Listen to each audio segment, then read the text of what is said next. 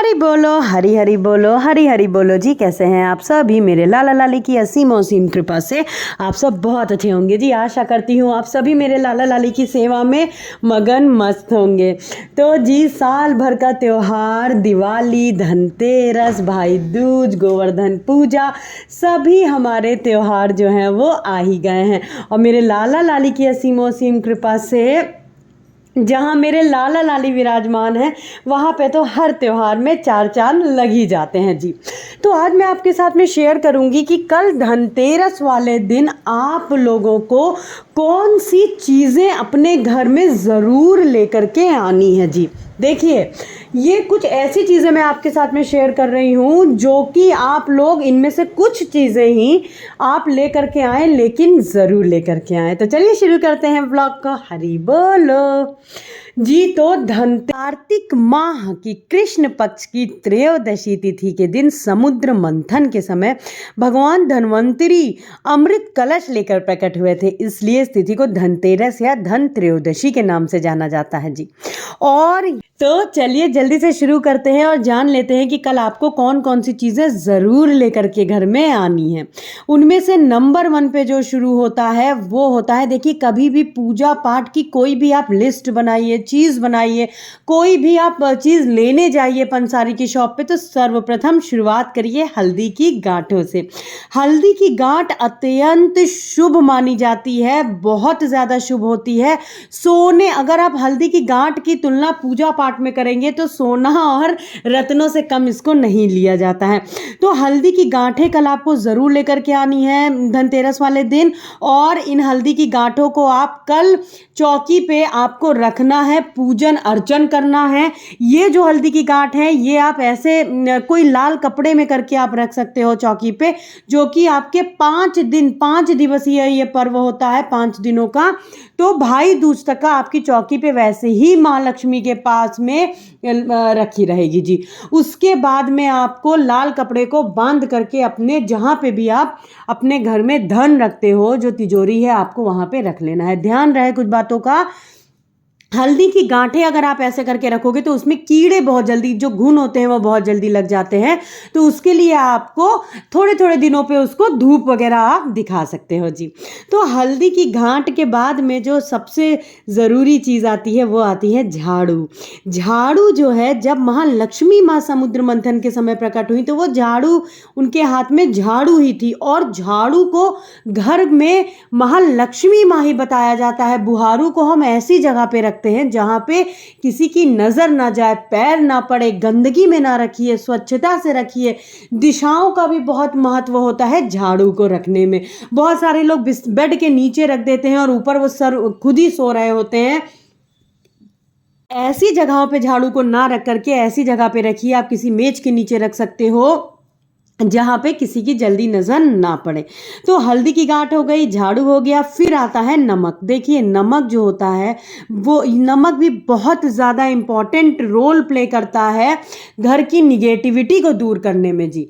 घर की निगेटिविटी को हटाने के लिए हम नमक का पोंछा भी लगाते हैं। तो नमक 5 दिवसीय त्योहार में आपको अपने घर की सारी निगेटिविटी को भगा देना है, दूर कर देना है, जिससे मेरी प्रभु का, मेरी महालक्ष्मी माँ का घर पे वास हो।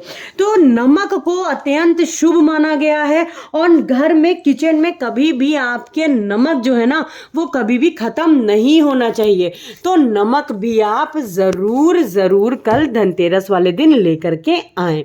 फिर बात आ जाती है, देखिए, कौड़ियों की।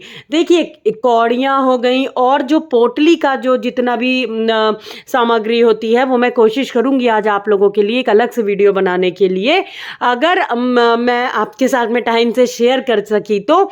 नहीं तो कौड़ियाँ, अगर आप पूरा सब कुछ नहीं ले पा रहे हो तो आपको केवल कौड़ियाँ लेकर के आनी है।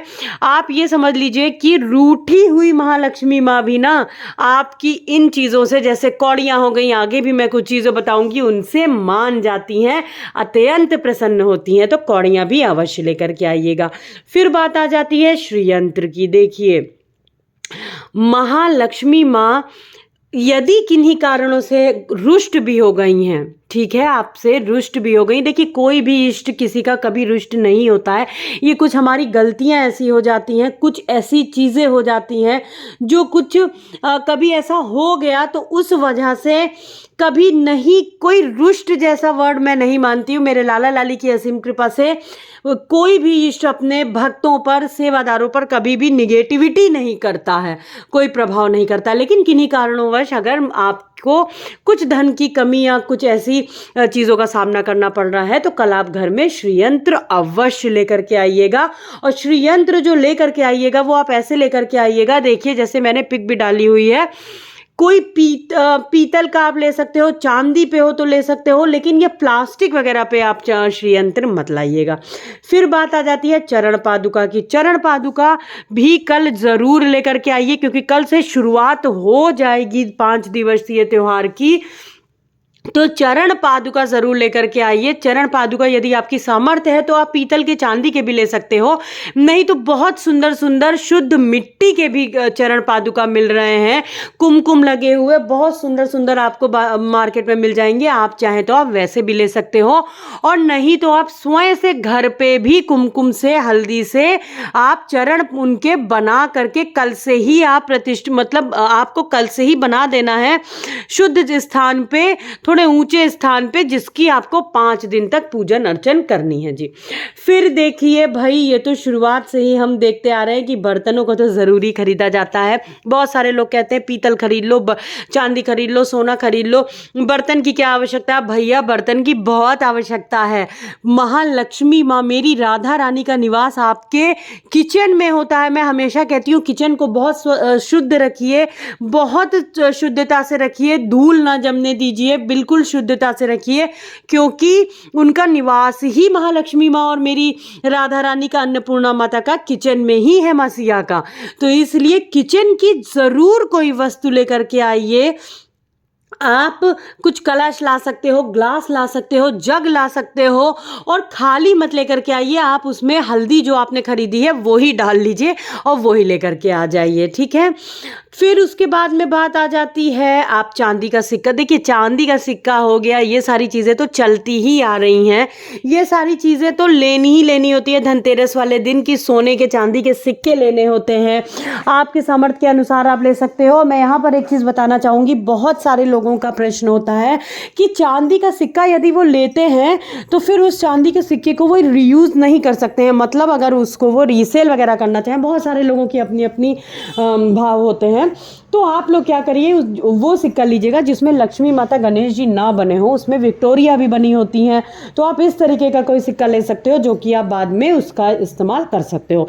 फिर अंत में मैं बताऊंगी आपको, जो कि आपको ज़रूर लेना है वो है फिर अंत में जो आपको लेकर के आना है वो है कुबेर यंत्र। कुबेर यंत्र ज़रूर लेकर के आइएगा, ज़रूर कल के दिन। आप कुबेर महाराज के पास में, यदि आपके पास उनका चित्रपट है, विग्रह है, तो बहुत अच्छी बात है, और कुबेर यंत्र भी आप ला सकते हो। देखिए, जिनके घरों में मिट्टी के लक्ष्मी गणेश जी हैं, तो जो लोग भी मिट्टी के लक्ष्मी गणेश जी अपने घर में रखते हैं, तो कल के दिन, धनतेरस वाले दिन, वो मिट्टी के लक्ष्मी गणेश जी भी अवश्य खरीदें। और फिर बात आती है कि बहुत सारे लोग कहते हैं कि दिवाली वाले दिन ही लाना चाहिए, चाहे जो भी दिन पड़ रहा है। तो ये आपके परिवार की मान्यता के अनुसार है, लेकिन जो लोग मिट्टी के लक्ष्मी गणेश जी पूजते हैं वो कल धनतेरस वाले दिन आराम से ले सकते हैं जी। फिर आपको जो अहम चीज़ें खरीदनी है उनमें से है धनिया। धनिया ज़रूर खरीद लीजिएगा। देखिए, धनिया कल आप ऐसे लीजिए कि धनिया आपको कल भी रखना है, जो धनतेरस की पूजन आप शाम को करेंगे उसमें भी आपको धनिया रखना है। आपको 2 लोटे जो कलश होता है वो रखना होता है। एक कलश तो प्रॉपर कलश होता है पूजा में, और एक कलश जो आप रखिएगा, आप कोई भी लोटे में जल डाल के उसमें थोड़ी सी धनिया डाल दें जब पूजा करें, वो रखें। और उसके बाद में पूजन हो जाने के बाद में जो केवल आपने धनिया वाला जल रखा है आप उसको ग्रहण करें। तो कल आपको धनिया को एक औषधि के रूप में आप को लेना है। फिर वही धनिया आप रख लीजिएगा, मतलब आपको कल ही ज़्यादा धनिया ले लेना है, जो कि जिसकी पूजन आप दिवाली वाले दिन भी करेंगे। एक ही साथ में धनिया ले लीजिएगा, ठीक है। फिर बात आ जाती है आपको 7 अनाज जो दिवाली में चढ़ाए जाते हैं वो आपको कोई भी पंसारी की शॉप पे मिल भी जाएगा। वो लोग क्या करेंगे, छोटे छोटे आपको पैकेट्स दे देंगे। तो अगर आपके घर में अवेलेबल है तो बहुत अच्छा है, आप 7 अनाज वगैरह भी कल ही खरीद लीजिएगा। उनमें से आप 2 अनाज जैसे मूंग की दाल हो गई खड़ी, और खड़ी उड़द की दाल हो गई, ये चीज़ें आप कल धनतेरस की पूजन में आपको इस्तेमाल करना है। तो आप ये सारा सामान सुबह ही ले आइएगा। आप बस ध्यान दीजिएगा कि राहु काल ना हो, राहु काल में खरीदारी मत करिएगा। आप अभिजीत मुहूर्त में, अच्छे मुहूर्त में आप सामान वगैरह खरीद सकते हो, बस राहु काल नहीं होना चाहिए। और फिर शाम को आप जो भी सामान लेकर के आओगे, आप शाम को चौकी पे उसकी पूजन अर्चन करेंगे। और जो 7 अनाज है उनमें से आप जैसे मैंने बताया, खड़ा मूंग हो गया, दाल हो गई, ये आप पूजा की चौकी पे रख दीजिएगा। बाद में आप इसका उपयोग अपने घर में, देखिए कल औषधियों का आपको मैं पहले दाल का बता देती हूँ, फिर आप इसको पूजा के बाद में प्रसादी रूपी आप बाद में इस्तेमाल कर सकते हो। फिर औषधि देखिए, धन्वंतरी जी को देवताओं का वैद्य कहा गया है। तो कल जो आपको औषधियों में चढ़ाना है, जैसे औषधियों में आपको जो उनकी चौकी पे रखना है, आप नीम की जो पत्ती हो गई वो रख सकते हो, एलोवेरा की जो पत्ती हो गई वो रख सकते हो, और बाकी जैसे अश्वगंधा वगैरह हो गया, ये सब ले सकते हो। औषधियाँ भी आप दान कर सकते हो, और आपको जो ले करके आना है, जैसे नीम की पत्ती आप रख दीजिए चौकी पे, और आपको क्या कहते हैं, अश्वगंधा हो गया, एलोवेरा जेल हो गया, ये सारी चीज़ें भी आप लेकर के रख सकते हो। और जो नया बर्तन आप लेकर के आएंगे वो भी कल आप पूजा के उसमें चौकी पे रखेंगे। बहुत ही सरलता से आप सब सामान खरीदिए, सरलता से पूजन करिए, क्षमा याचना कर लीजिए जो गलतियां आपसे हुई हैं। कोशिश करूंगी कि धनतेरस की पूजन विधि भी आपके साथ में शेयर करूं। समय कम है और काम बहुत ज़्यादा है। मैं अपने दूसरे व्लॉग में बहुत जल्दी कोशिश करूंगी चीज़ों को शेयर करने की। आज के लिए बस इतना ही। हरि बोलो, हरि हरि बोलो, हरि हरि बोलो जी, राधे राधे जी, हरि बोल।